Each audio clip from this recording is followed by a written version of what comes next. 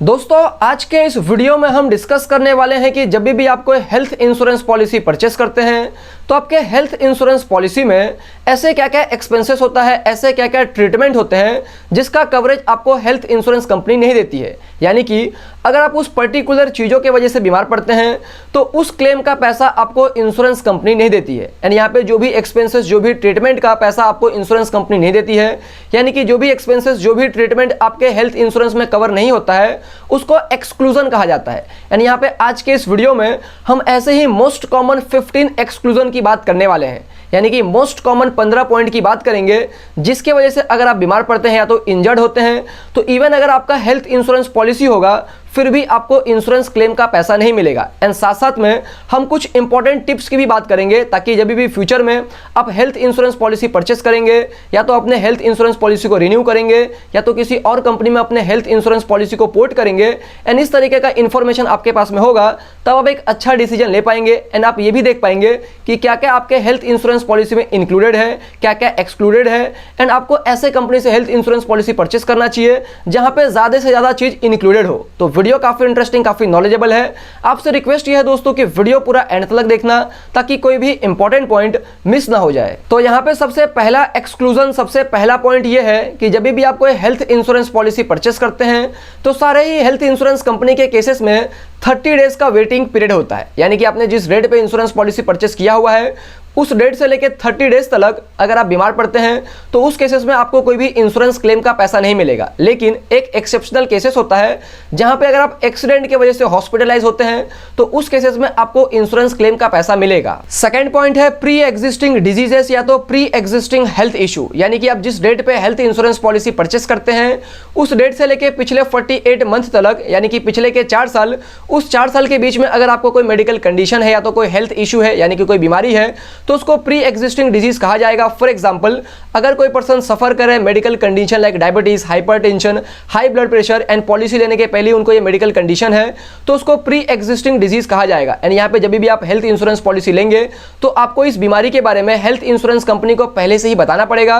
And यहाँ पे general तौर पर आपको हेल्थ इंश्योरेंस पॉलिसी मिल जाता है, लेकिन जो भी आपका प्री एग्जिस्टिंग डिजीज है, जो भी आपका पिछला बीमारी है, उसके लिए आपको वेटिंग पीरियड मिलता है। यानी कि उस पिछले बीमारी के लिए आपको वेट करना पड़ता है 1 साल के लिए, 2 साल के लिए, 3 साल के लिए, 4 साल के लिए, डिपेंड करता है कि किस टाइप का बीमारी है एंड कितना ज्यादा रिस्क है। तो यहाँ पे प्री एग्जिस्टिंग डिजीज के केसेस में 2 से 4 साल का वेटिंग पीरियड होता है। एंड यहाँ पे इंपॉर्टेंट टिप्स ये है कि जब भी आप कोई हेल्थ इंश्योरेंस पॉलिसी परचेस करते हैं तो जो भी हेल्थ इंश्योरेंस कंपनी है उनको आपका जो भी प्री एग्जिस्टिंग डिजीज है यानी कि जो भी आपका मेडिकल हिस्ट्री है उसका सही इंफॉर्मेशन देना चाहिए, नहीं तो फ्यूचर में आपके क्लेम के रिजेक्शन के चांसेस बढ़ सकते हैं। थर्ड पॉइंट है स्पेसिफिक वेटिंग पीरियड। यानी कि यहाँ पे हर इंश्योरेंस कंपनी ने अपने टर्म्स एंड कंडीशंस में 20 से 25 बीमारी का नाम दिया हुआ है। यानी कि उनके टर्म्स एंड कंडीशन में 20 से 25 बीमारी का लिस्ट है जहाँ पे वो कहते हैं कि अगर आपको ये बीमारी में से कोई भी बीमारी होता है तो इसका जो क्लेम का पैसा है वो आपको 2 साल के बाद या तो 4 साल के बाद ही दिया जाएगा। यानी कि 20 से 25 बीमारी का जो वेटिंग पीरियड है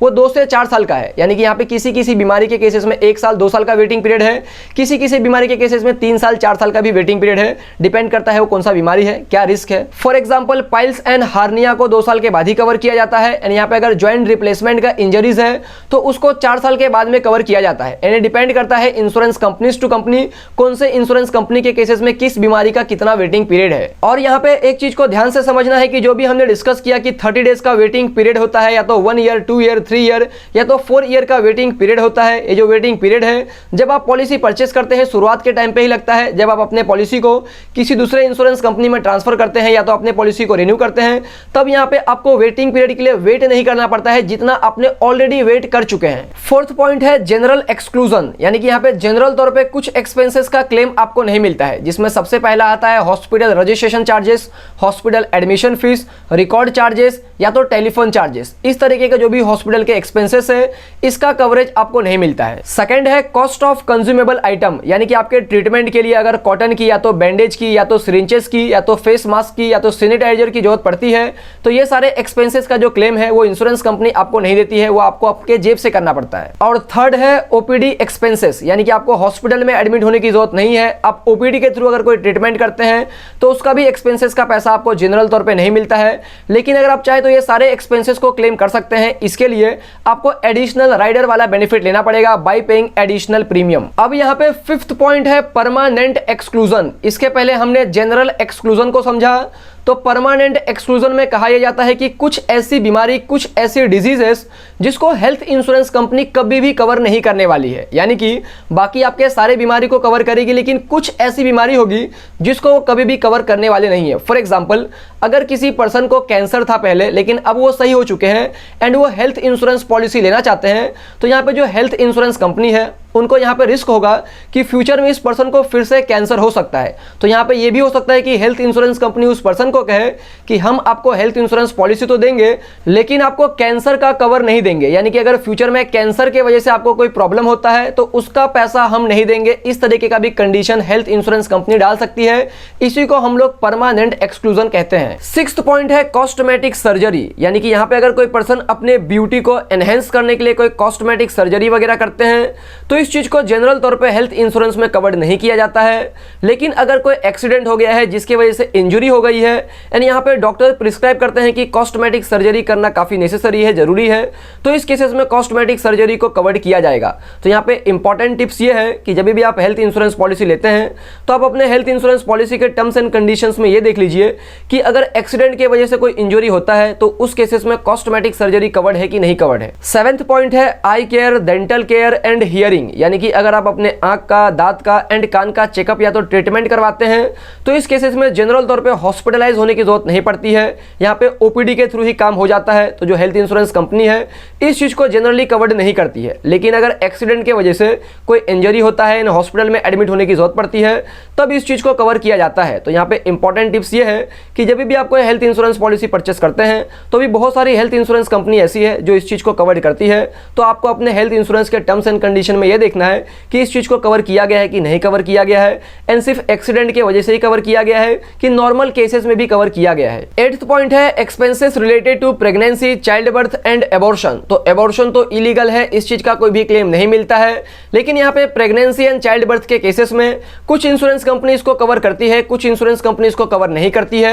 जो इंश्योरेंस कंपनी इसको कवर करती है वो यहाँ पे वेटिंग पीरियड लगाती है 9 मंथ से लेकर 36 मंथ का, यानी कि इसके पहले अगर कोई एक्सपेंसेस होता है उसका वो क्लेम का पैसा नहीं देती है। वेटिंग पीरियड के बाद अगर इस तरीके का एक्सपेंसेस होता है तभी वो पैसा देती है। एंड यहाँ पे एक चीज और होता है कि कुछ इंश्योरेंस कंपनी यहाँ पे ये भी कंडीशन लगाती है कि आपको लिमिटेड कवर ही दिया जाएगा। फॉर एग्जांपल, आपका जितने का हेल्थ इंश्योरेंस पॉलिसी है बोला जाएगा कि हेल्थ इंश्योरेंस पॉलिसी का 10% तक ही आप प्रेगनेंसी एंड चाइल्ड बर्थ के केसेस में क्लेम कर सकते हैं। यानी कि अगर किसी का 10 लाख का हेल्थ इंश्योरेंस पॉलिसी है तो 10% करेंगे तो होता है 1 लाख रुपया, तो आप सिर्फ 1 लाख रुपया ही प्रेगनेंसी एंड चाइल्ड बर्थ के एक्सपेंसेस में यूज कर सकते हैं। तो यहाँ पे इंपॉर्टेंट टिप्स ये है कि प्रेगनेंसी एंड चाइल्ड बर्थ के केसेस में वेटिंग पीरियड कम से कम होना चाहिए, एंड यहाँ पे अगर आप चाहे तो एडिशनल राइडर कवर भी ले सकते हैं by paying additional premium. 9th point ये है कि हेल्थ इंश्योरेंस में diagnostic charges like x-ray, MRI, ultrasound, ये सारे एक्सपेंसेस को कवर किया जाता है कि नहीं किया जाता है। तो यहाँ पे जनरल केसेस में अगर आप ओपीडी के थ्रू ट्रीटमेंट करवाते हैं तब इसको कवर नहीं किया जाता है, लेकिन अगर आप हॉस्पिटल में एडमिट होते हैं एटलीस्ट 24 आवर के लिए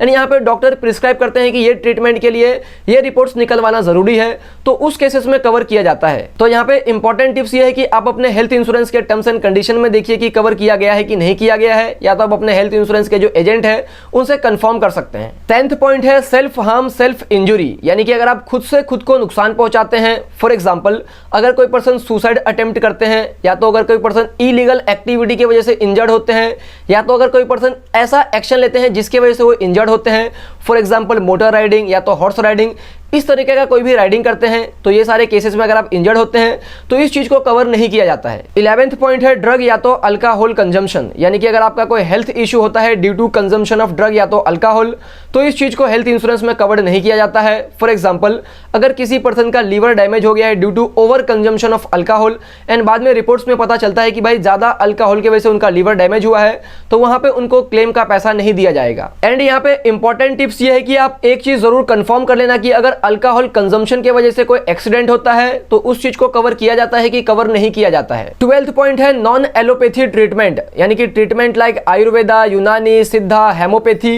ये सारे अल्टरनेटिव ट्रीटमेंट है एलोपैथी के, तो यहाँ पे कुछ इंश्योरेंस कंपनी इसको कवर करती है, कुछ इंश्योरेंस कंपनी इसको कवर नहीं करती है। यानी यहाँ पे जो इंश्योरेंस कंपनी इसको कवर करती है उसमें से कुछ इंश्योरेंस कंपनी ऐसी भी होती है जो यहाँ पे लिमिट लगाती है कि आपका जो भी सम एश्योर्ड है उसका आप 10% या तो 5% तक ही इस टाइप के ट्रीटमेंट पे स्पेंड कर सकते हैं। यानी यहाँ पे अभी जनरल तौर पे बहुत सारी इंश्योरेंस कंपनी इस चीज को कवर करती है। तो यहाँ पे जब भी आप कोई हेल्थ इंश्योरेंस पॉलिसी परचेस करेंगे तो इस चीज को जरूर कंफर्म कर लेना, क्योंकि ये भी ट्रीटमेंट इंक्लूडेड होना काफी इंपॉर्टेंट है। 13th पॉइंट ये है कि अगर आप हॉस्पिटलाइज होते हैं, इंजर्ड होते हैं डायरेक्टली और इनडायरेक्टली ड्यू टू वॉर, या तो फॉरेन एनिमी अटैक, या तो रेडिएशंस, या तो केमिकल या तो बायोलॉजिकल वेपन के वजह से, या तो कोई भी रेडिएशंस की वजह से, तो इसका क्लेम आपको नहीं मिलेगा। यहाँ पे इंपॉर्टेंट टिप्स ये है कि आप अपने हेल्थ इंश्योरेंस में एक चीज जरूर कंफर्म कर लेना कि अगर टेररिस्ट अटैक की वजह से कोई इंजरी होता है तो उस केसेस में क्लेम का पैसा मिलेगा कि नहीं मिलेगा। 14th पॉइंट ये है कि unproven, untested, unconventional, experimental treatment के केसेस में कोई भी क्लेम का पैसा नहीं मिलेगा। एंड यहाँ पे 15th पॉइंट ये है कि अगर आप कोई डाइटरी सप्लीमेंट लेते हैं, फॉर एग्जांपल विटामिन, मिनरल्स या तो अदर कोई डाइटरी सप्लीमेंट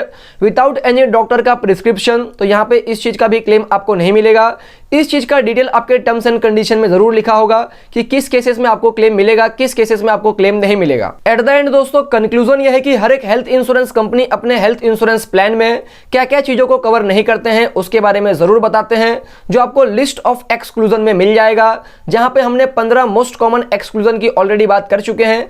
एंड इसके अलावा भी और कुछ एक्सक्लूजन होता है जो insurance companies to companies vary करता है, तो उसको आप इजिली पढ़ सकते हैं। एंड जिस हेल्थ इंश्योरेंस कंपनी के केसेस में सबसे कम एक्सक्लूजन होगा उस हेल्थ इंश्योरेंस कंपनी को आपको सिलेक्ट करना चाहिए। तो दोस्तों यही थी पूरी की पूरी वीडियो। उम्मीद करता हूं आपको इस वीडियो से कुछ ना कुछ वैल्यूएबल इंफॉर्मेशन जरूर मिला होगा।